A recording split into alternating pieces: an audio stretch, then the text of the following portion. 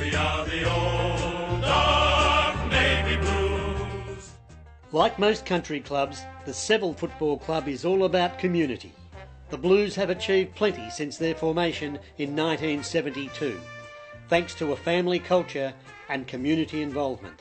In conjunction with the school and the civilians and the Football Netball Club, we're going to have a festival, hopefully 3 to 4 times, or a seasonal festival each year. So we've got to have the school firing, because it's not about down here kicking the football. We just want kids down here, whether they're playing tennis over here, or they're playing football, or cricket, or netball, darts or ping pong. It doesn't matter. You just got to get kids involved and get them doing something, and it's great for them. So that's why we've gone to the school. From all aspects of football, we've got everyone involved, which is what you've got to do in a club nowadays. You can't just... We're a community-based organisation that plays football, is what we look at it. We're not a footy club.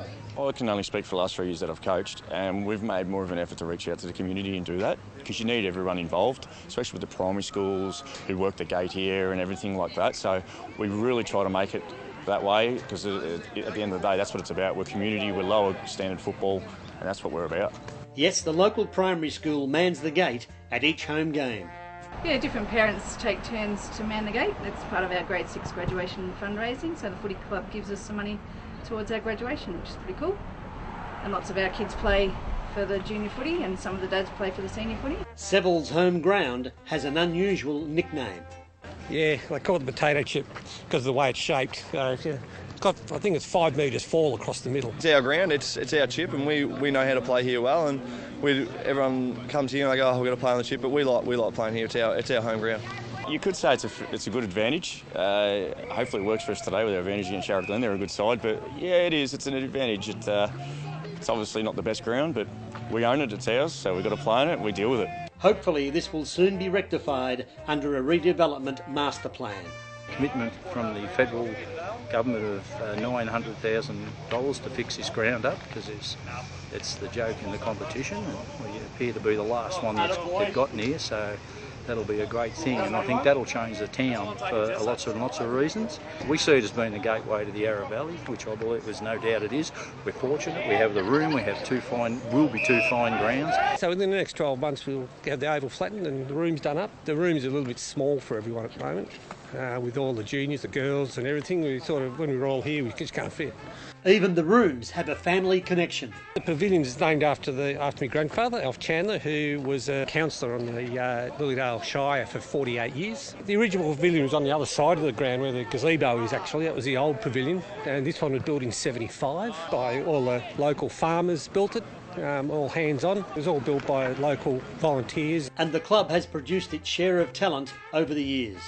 Josh Fraser was started here. He left here when he was under 14s, but he still plays for us now. Comes down when his commitments aren't with Carlton. He comes down and played with us last week before last, so he'll play with us for the finals. Nathan O'Keefe is another who tasted the big time with North Melbourne before returning to his old club. I grew up in Seville, and I did all my Auskick here from when I was 5 and did all my juniors here until I was under 18s, and obviously left for 5 or 6 years, and now I'm back, and this is probably where I'll stay. Last Saturday, Nathan celebrated his 150th game for the Blues, on the same day that brother Luke notched up his 100th.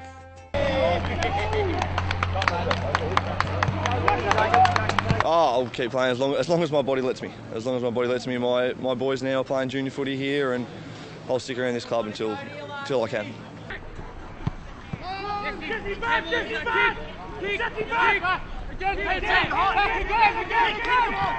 And like all country towns, netball plays a big role. Definitely brought a whole new group of people down to local footy, and I think, yeah, it's been a real positive thing for the sport. It's a great thing for mental health, for running around and having all these young mums that can come back and play sport. We've got grandparents here, teachers, people who work. There's quite a lot of older women in our team, and it just means it's a really inclusive environment to be in. But there are concerns for the future. It's really hard because the league are going down the junior side of things, and I just don't think the Yarra Valley's really probably got a huge amount of growth in our area compared to the likes of Casey. and down that area where they've got these young kids they're building new schools, faster than they can fill them, and we're closing schools.